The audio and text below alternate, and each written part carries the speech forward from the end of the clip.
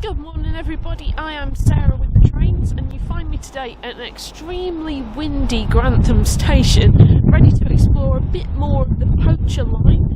Today we're going to be heading up in the direction of Boston, and my first train today is going to be to Heckington.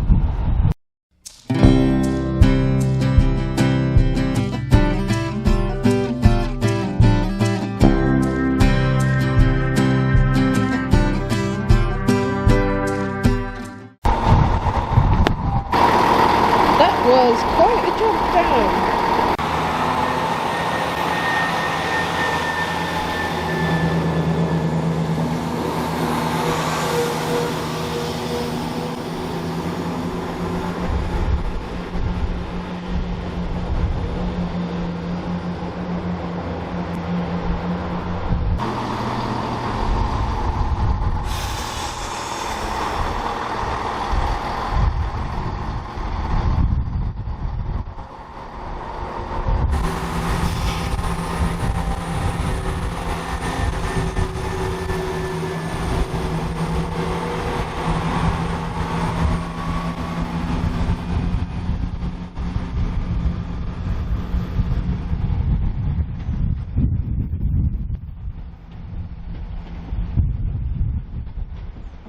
So we have made it to Heckington. Heckington was opened in 1859 by the Boston, Sleaford and Midland Counties Railway. There is still a signal box here at Heckington Station, and there's also still manually operated gates.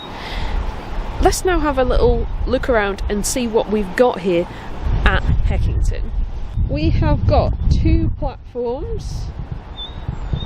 As you can see, it is double track through the station. We've got the lovely tactile paving. Now, we were warned about a step down from the train. I didn't think it would be as big as it was. I got off at this bit here, and as you can see, there is a more raised up section. It's not a Harrington hump, it's just a bit of the platform that's a bit more built up. So in the future I would get off a bit further back down the train to avoid the jump. We have the classic flappy plastic bin, as well as flower boxes, the bus shelter style waiting shelter, station signs of course, some nice planters. Over on the opposite platform, that's the platform going towards Grantham, you can see that there is still a little wooden shelter still there. I'm not sure if that's open, but I'll certainly go and have a look. Further down we've got another flappy plastic bin, more planters, train timetable, always useful, and some benches. As you can see over there, we've got the old signal box and those manually operated gates. As you can see behind the signal box, there is still semaphore signalling here. Access between the platforms is this little barrow crossing, so let's take a little trip over there to see what's on the other platform. Grit bin.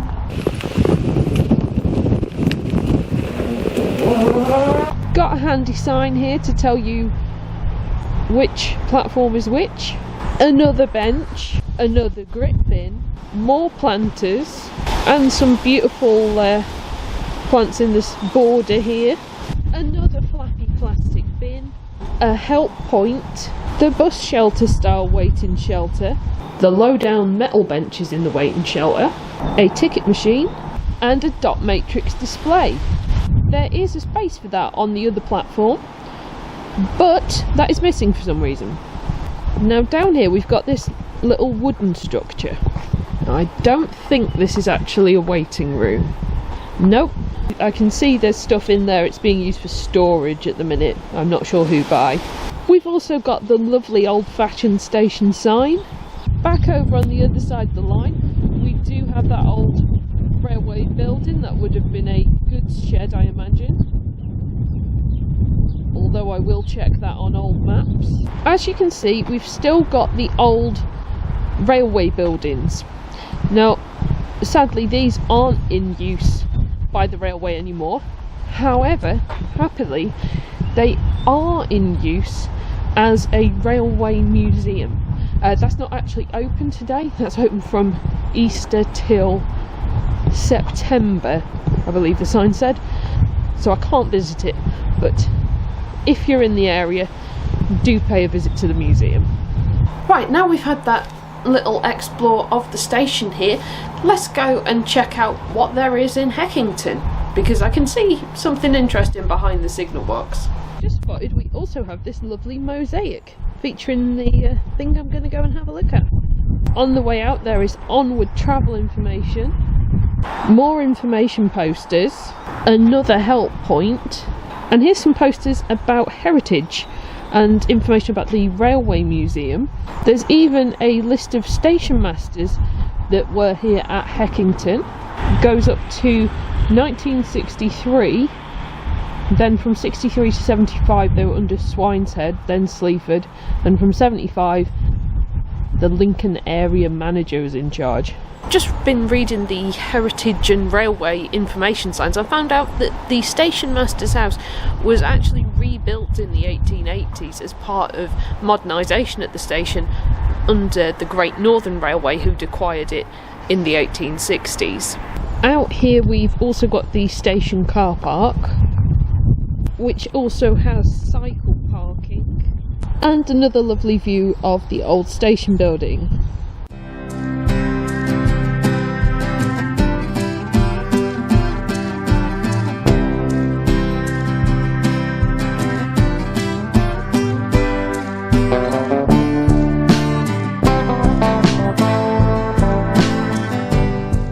With how windy it is today, it's actually a real shame that the windmill isn't working today. The original mill was built in 1830 and the 8 sails and cap were bought by John Pocklington from Boston in 1892. It was bought by the council in 1953 and restored. Unfortunately, due to the opening hours, the mill isn't open until after my next train, so I'm not going to be able to go into the visitor centre. So let's have a walk in the other direction into the village of Heckington and see what's there. Welcome to Lincolnshire, the windiest place in the world.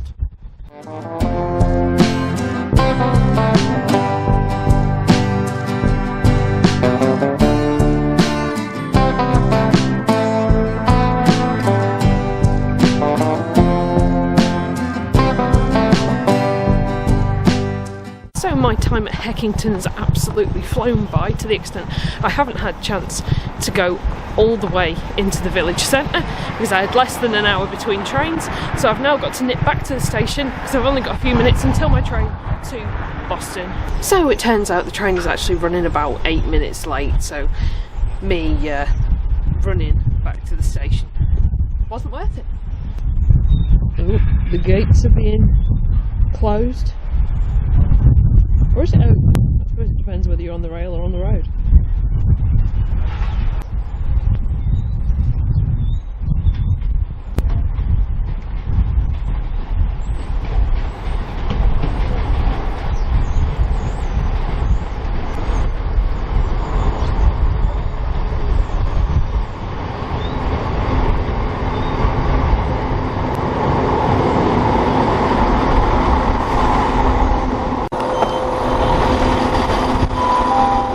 Our next station is Boston.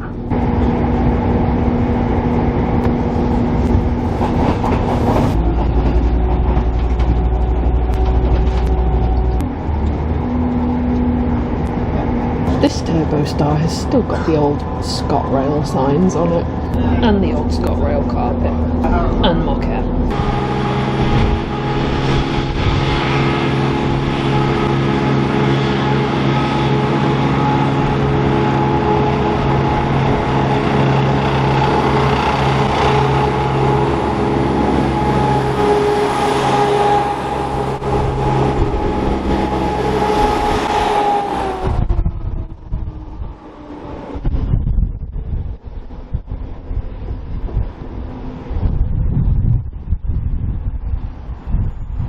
We have now made it to Boston, our second station of the day.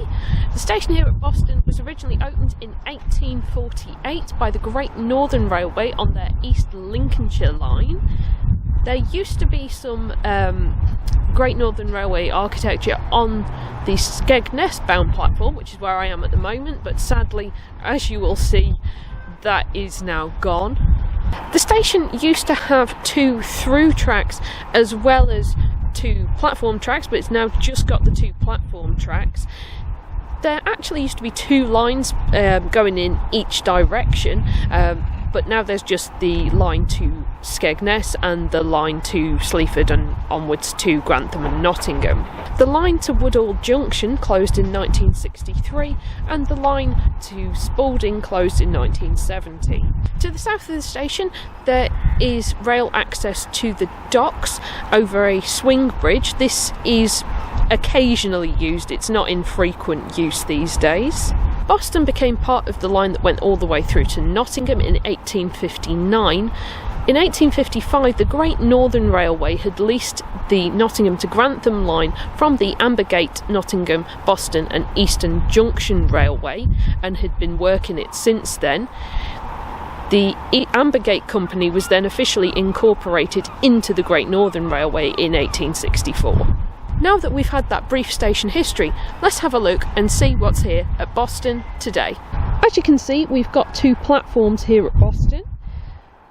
In between the 2 lines there is quite a large gap. That's where the 2 other lines that went through the station would have been, but that has obviously since been lifted. On the Skegness bound platform, as you can see, we've got no station buildings here. Something we do have, however, is some really nice artwork, and it's all scenes from along the Poacher Line, which is absolutely lovely, including Heckington windmill, which we saw a little while ago.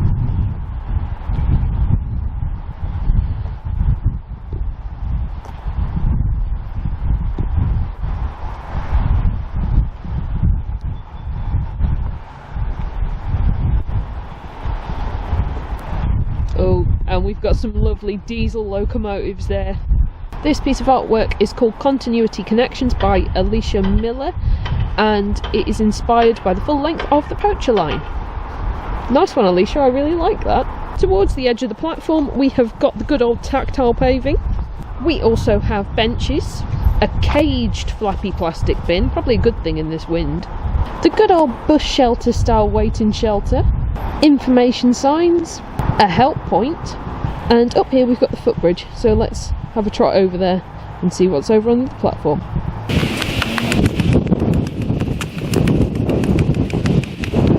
Got a lovely and rather chilly view up here.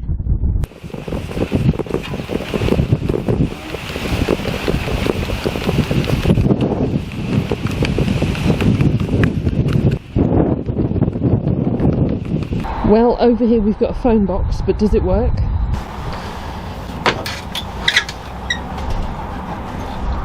Don't know if you can hear that, but there is actually a dial tone. It works. We've got onward travel information. There's also a ticket machine, help point, and there's dot matrix displays on both platforms. And what's this? A Victorian postbox. And apparently it's one of only 2 in the borough of Boston from the Victorian era. Down this way you've got toilets and a waiting room.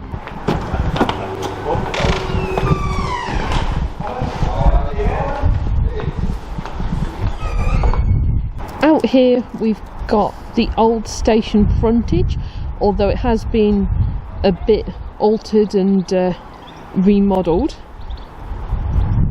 And in there is the ticket office. Heading out this way we have got the station car park.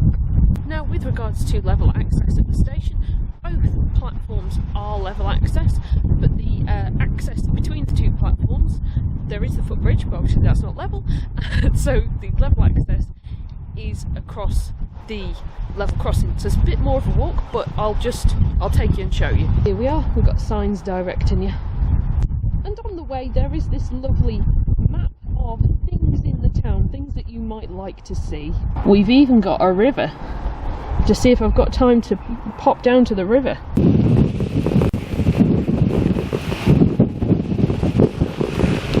Another thing we do have here at Boston is the semaphore signalling.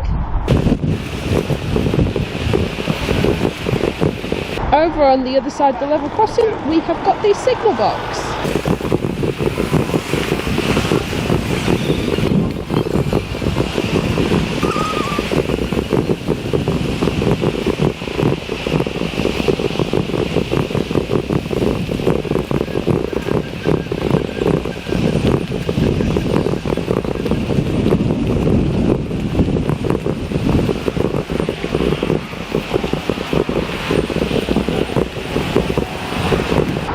I have found some grip bins. So we're now back here on platform 2. As I say, it is a bit of a trek going across the level crossing, but it is level access here, which is always good. Now though, I think I'm going to go and take a little walk, see if I can get down to that river. I could do with seeing some water. It's been so long since I've been out to the sea or anything. Been doing so many inland adventures. Let's go. Oh, I found a George the 6th post box.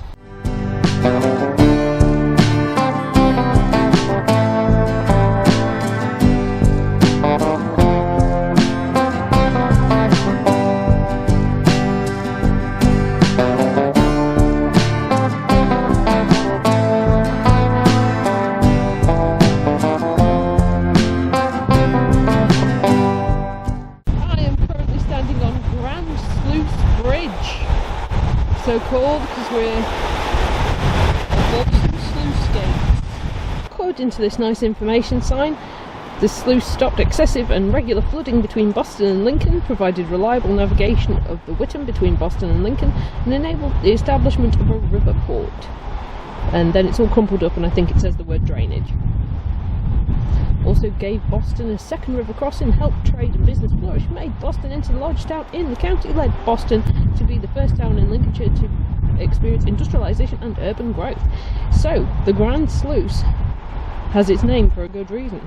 The railway bridge was opened as a wooden bridge in 1848, and the current bridge was built in 1885. And what a magnificent rail bridge it is. So now we've had this lovely little walk down to the river, seen the Grand Sluice and everything. I'm going to meander back to the station because there's a packed lunch in my backpack that isn't going to eat itself, and I can get ready for my next train. Yes, I have made a packed lunch. First time for everything. Just one last shot at that lovely railway bridge. I am now back at Boston Station, waiting for my train to the final station of this video, which is going to be Sleaford. As you can see from how much the camera is moving, it's extremely windy. It has also just started raining. I'm hoping that's not going to get too bad because that might affect other plans I've got for the day. So, let's wait for the train to Sleaford.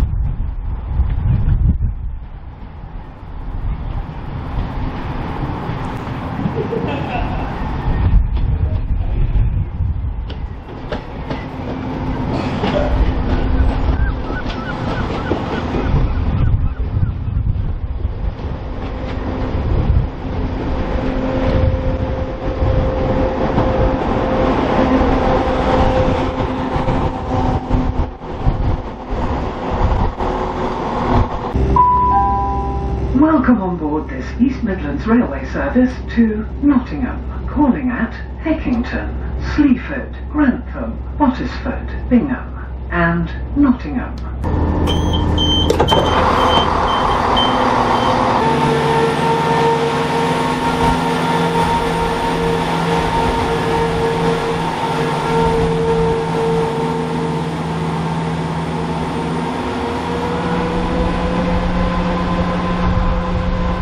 I have made it to Sleaford. So with regards to the station history here at Sleaford, I want to go back to before the railways even came here, because there were several proposals before they finally got here. In 1827, the River Witham Navigation Committee proposed an idea for a railway to transport Ancaster stone to the Sleaford Navigation Canal. Unfortunately, this never came to anything. In 1836, there was a proposal for a railway from Nottingham to Boston, which would come here to Sleaford. Again, that never came to anything. After that, there was an Eastern County scheme for a line from Cambridge to Lincoln with a branch off to Boston and an extension to Sleaford. But again, this came to nothing due to protests from the people of Sleaford. In 1845, the Ambigate, Nottingham, Boston and Eastern Junction Railway designed a line to go from Nottingham up to Boston, which would go through Sleaford. However, this only ever went as far as Grantham. The Great Northern Railway opened up a line from London to York with a loop going up to Boston and a proposal for an extension to Sleaford. And although that loop was operational by 1848, sadly the extension to Sleaford just never happened. In 1857, the railways finally came to Sleaford. The Boston, Sleaford and Midland Counties Railway opened a line from Barkston Junction near Grantham up to Sleaford. There was such a celebration in the community that all the local businesses closed so that the staff could go and celebrate the opening of the railway. After that, in 1872, the Great Northern Railway opened up a line from Bourne to Sleaford. In 1882, the Great Northern and Great Eastern Joint Railway opened a line from Spalding to Lincoln, which passed through Sleaford, and around that time, Sleaford Station was extended. Yet another line arrived in Sleaford in 1916. It was a line going to RAF Cranwell. This operated at a loss and actually stopped carrying passengers in 1927, and the line completely closed in 1956. The Bourne branch closed to passengers in 1930, and the Spalding line closed in 1964. Now that we've had that quick station history, let's have a run round and rundown of the station facilities here at Sleaford. So here at Sleaford we have got 3 platforms in total. I am currently standing on the island platform. There's also a grit bin. We have some very lovely shrubbery here on the island platform. There's also a lovely old station building with the canopies to shelter under. Station signs, of course. Heading down this way, one of my favourite signs. Also got some pigeons and a waiting room. The waiting room here looks really lovely, and I really wanted to sit in there because it's quite cold, but unfortunately it's locked.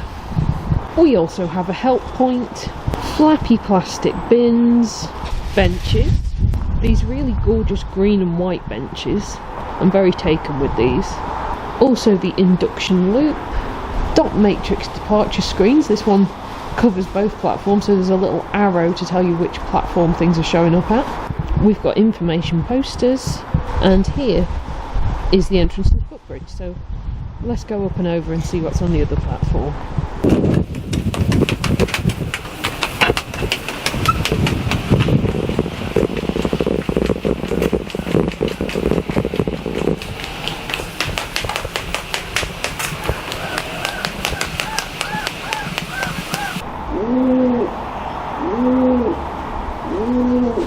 Over here we have got a great big grit bin, a unisex accessible toilet, more benches, more flappy plastic bins, a ticket machine, in there's the ticket office, a smart card reader, a help point, information posters and the dot matrix display. Ooh, we also have this rather flashier departure screen. Haven't seen one of these before. Far more up to date. Now if we head back down this way, there's also cycle parking and this lovely little garden. Got all these lovely raised flower beds and it's all decorated up for Happy Easter. There's even a little shed on which we've got a lovely little mosaic, and the garden is called, I don't know if you can see that because of the shadows, it's called Poacher's Patch. Trespassers will be composted. This is really, really pretty. I like seeing this sort of thing at stations. So I'm just taking a minute to have a nice little sit down in Poacher's Patch, and that's made me think of something that was raised in one of my YouTube comments recently, which is about why the Poacher Line is called the Poacher Line. I didn't actually know, but it has been suggested to me that it's because of a song called the Lincolnshire Poacher, which is like the unofficial anthem of Lincolnshire. I'd encourage you to look it up because I'm not going to sing it because I won't do it justice. I'd never heard of it before, never at all, but it was also told to me that there was something very interesting about that Lincolnshire Poacher song, in that it's connected to what is known as a numbers station. Number stations are basically shortwave radio stations that just broadcast like codes and numbers for espionage purposes, it is said. A lot was set up during the Cold War. There are a lot of videos on YouTube about that sort of thing, so I do encourage you to watch those. But one of the most famous is called Lincolnshire Poacher, because the broadcasts on it started with 2 bars from the Lincolnshire Poacher song. That is really fascinating. I've been watching quite a bit about number stations. It's a very interesting thing. Anyway, now I've talked a little bit about espionage, it's time to move on. Over there you can see Sleaford East signal box. Sleaford actually has 4 signal boxes, north, south, east and west. Now let's take a walk out of the station. Out here we've got the lovely old station building, which is still in use. Over in that section of it is the ticket office. Part of it is also in use as a business centre. There was a bit called the old waiting room on the island platform that looks like a meeting room. Across the road from the station we do have these old warehouse buildings, Sharp's warehouse, and I don't know if that's got a name on it, but I'll have to look these up, see if I can find out whether they're associated with the railway. This map of Sleaford Station from 1905 does indeed show that these 2 old warehouses were at one time served by a railway siding. There's also this information board about things of interest in Sleaford. Now all that's left for me to say is thank you all so much for watching. I hope you've enjoyed this video. If you have, please drop a like and a comment and consider subscribing to see more from me.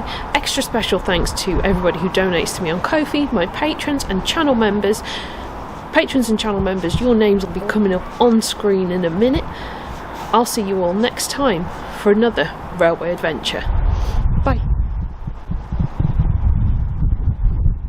As always, an extra special thank you to all of my patrons and channel members and everybody who donates to me on Ko-fi. You guys really do keep this channel going. If you're interested in becoming a patron or channel member or buy me a coffee on Ko-fi, the links to do so are in the description below.